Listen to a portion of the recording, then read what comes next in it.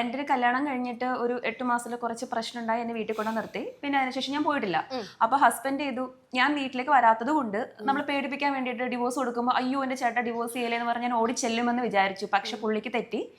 ഞാൻ പറഞ്ഞു ശരി കണ്ടിന്യൂ ചെയ്തോ, ഡിവോഴ്സിന് ഞാൻ പോയിട്ടൊന്നും ഇല്ലായിരുന്നു. എനിക്ക് തോന്നുന്നു എക്സ് പാർട്ടി ആയിട്ടാണ് ഡിവോഴ്സ് പോയത്. അതായത് ഞാൻ ചെന്ന് അറ്റൻഡ് ചെയ്തില്ല. അറിയാലോ എക്സ് പാർട്ടി ഡിവോഴ്സിനെ പറ്റി അറിയാവുന്നവർക്ക് അറിയാം. അപ്പോൾ പുള്ളി എനിക്കെതിരെ പറഞ്ഞ അലിഗേഷൻസ് എല്ലാം ശരിയെന്നുള്ള രീതി പുള്ളിക്ക് ഡിവോഴ്സ് കിട്ടി. പുള്ളി രണ്ടാമത് കല്യാണം കഴിച്ചു. പക്ഷെ ഇതിൽ പറയുന്ന കേസ് ഡിവോഴ്സിൽ ഫസ്റ്റ് റീസൺ കുട്ടി പുള്ളിയുടെ അല്ല എന്നായിരുന്നു.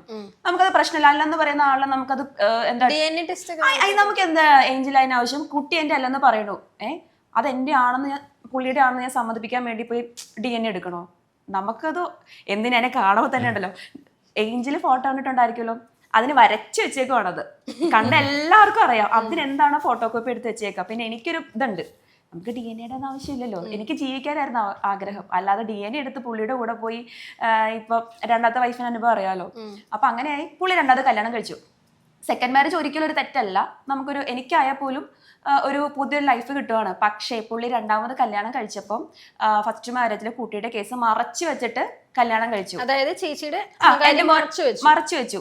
അപ്പം പുള്ളി മാരേജ് ഒക്കെ ആയപ്പോൾ എനിക്ക് അവരുടെ റിലേറ്റീവ്സ് ഫോട്ടോസ് ഒക്കെ അയച്ചു. ആയിക്കോട്ടെ, പുള്ളിക്കും ഹാപ്പി ലൈഫ് വേണം, എനിക്കും ഹാപ്പി ലൈഫ് വേണം. കാരണം പുള്ളിക്ക് നല്ല ലൈഫ് കിട്ടിയാൽ എനിക്കും കിട്ടുള്ളൂ.